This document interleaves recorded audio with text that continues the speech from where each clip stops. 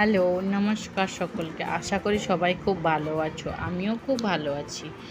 আজ ছুটিতে বাড়িতে আছি, তাই ভাবলাম বাড়ির একটু সাফ সাফাই করি। জানেন তো, যখন আমরা ছোট ছিলাম, তখন এই দুর্গাপূজার সময় আমার মা পুরো বাড়ি সাফ করতো। তবে আমাদের বাড়ি মাটির বাড়ি থাকলে কী হবে, আমার মা খুব পরিষ্কার করে রাখতো। পুরো বাড়িটা পরিষ্কার করতে কমসে কম মায়ের 1 সপ্তাহ লেগে যেত। মায়ের সঙ্গে সঙ্গে মা আর দাদা বড় ছিল, দাদা করতো, আমরা খুব কম করতাম। কিন্তু আজকে যখন বাড়িতে আছি, তো ভাবলাম আজকের একটু সাফাইটা করি। সাফাইটা করতে করতে হঠাৎ করে মনে হলো একটু ভিডিওটাও করে রাখি, আপনাদেরকে দেখাবো। ওই যে দূরে দেখতে পাচ্ছেন না, ওটা ফুলের মালা দেওয়া, ওটাই হচ্ছে আমার মা। কিন্তু এখন আর আমাদের মধ্যে নেই। আমার মা আমাদেরকে ছেড়ে অনেক দূরে চলে গেছে। আর ওই পাশে একটা কার্ড দেখতে পাচ্ছ আয়নার ওপরে, ওটা হচ্ছে আমার ছেলে আমাকে দিয়েছে মাদার্স ডের দিনে। মাদার্স ডের দিনে আমার ছেলে দিয়েছে। আর আমি ভাবলাম একটু সাফাই করতে করতে আমি তোমাদেরকে একটু দেখাই সাফাইটা কেমন করছি, আর একটু আমার নিজের গল্প, ছোটোবেলার গল্প বলি। আমার মা এইভাবে পুরো ঘর সাফাই করতো, পুরো ঘর সাফ করতে করতে কত দিনে কত পুরনো জিনিস বের করতো, ছাঁটতো বসে বসে। ঠিক দেখো, আজও আমি ওই কাজগুলো করছি। ওখানে জানো তো, এখানে বৃষ্টি হয়েছিল, বৃষ্টি হয়ে জানলা দিয়ে জল ঢুকে গেছিলো আমার ঘরে। তখন আমি ছিলাম না বাড়িতে। ঘরে জল ঢুকে গিয়ে তার কোনোভাবে এই ব্যাগের তলাইগুলো জল চলে গেছে, আমি দেখিনি। আর ওইগুলো থেকে ছোট ছোট আরশোলা হয়ে গেছিলো। আর আমার তো দেখে মাথা খারাপ, তাই সব ঝেড়ে ওষুধ দিয়ে, একটা সিরিঞ্জের মধ্যে একটা ওষুধ পাওয়া যায়, ওই ওষুধটা দিলে আরশোলাগুলো থাকে না, আরশোলাগুলো মরে যায়। তাই আমি ওই ওষুধটা দিয়ে আরশোলাগুলোকে মারার চেষ্টা করছি, দিয়ে ব্যাগট্যাগগুলো ঝেড়ে সুন্দর করে গুছিয়ে রাখার চেষ্টা করছি। আচ্ছা, তোমরাও কি, তোমাদের বাড়িতেও কি এরকম সাফ হতো, বা তোমাদের ছোটোবেলা কেমন কেটে গেছে একটু জানাবে। আর আমি দেখছি আমার ব্যাগের মধ্যে কোনো কাপড়গুলো নষ্ট হয়ে গেছে কিনা এই জল পেয়ে।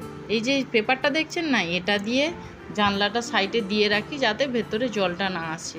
তবুও কোনোভাবে চলে এসেছিলো সেদিন কিন্তু এই পেপারটা দেওয়া ছিল না, তবুও জলটা কোনোভাবে এসে গেছিলো, সেই থেকে এত নোংরা হয়ে গেছিলো ঘরটা। তারপরে ভাবলাম আজকে ঘরটা একটু পুরো গুছিয়ে পরিষ্কার করব। ছেলেকে বাইরে জল খাইয়ে ছেলেকে ঘরে বাইরে বের করে দিয়েছি, তুই একটু খেলে আয় আর আমি ঘরের কাজগুলো সারি। তাই দেখো, কাজ করতে করতে কত জিনিস, ছোটোখাটো কত জিনিস পাচ্ছি, ওই একটা একটা করে দেখছি, খুলছি, রাখছি। বুঝতে পারছি না কোনটা রাখবো কোনটা রাখবো না, এই করছি। করতে করতে কত দিনের পুরনো ছোটো ছোটো কথা মনে পড়ছে। মায়ের সঙ্গে কী করতাম, মায়ের সঙ্গে এটা করতাম, মায়ের সঙ্গে ওটা করতাম। একদিন জানেন তো, আমার মা এইরকম ঘর ঝাড়ছিল, ওপরে উঠে ঘর ঝাড়তে ঝাড়তে কী করেছে, আমার মা উপর থেকে সিঁড়ি ছিল না তখন, চেয়ারের ওপরে উঠে ঘর ঝাড়ছিল, আর আমার মা চেয়ারের ওপর থেকে পড়ে গেছিলো।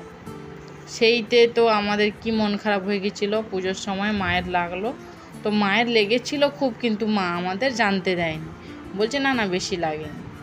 আর ছেলেকে ঘর থেকে বের করে দিয়েছে এই জন্য, ছেলে থাকলে এইসব জিনিসপত্র দেখছে না, এইগুলো পড়ে ওরই জিনিস, ও এইসব নিয়ে টানাহিঁড়া শুরু করতো, আর আমার কাজটা আমাকে ঠিক করে করতে দিত না।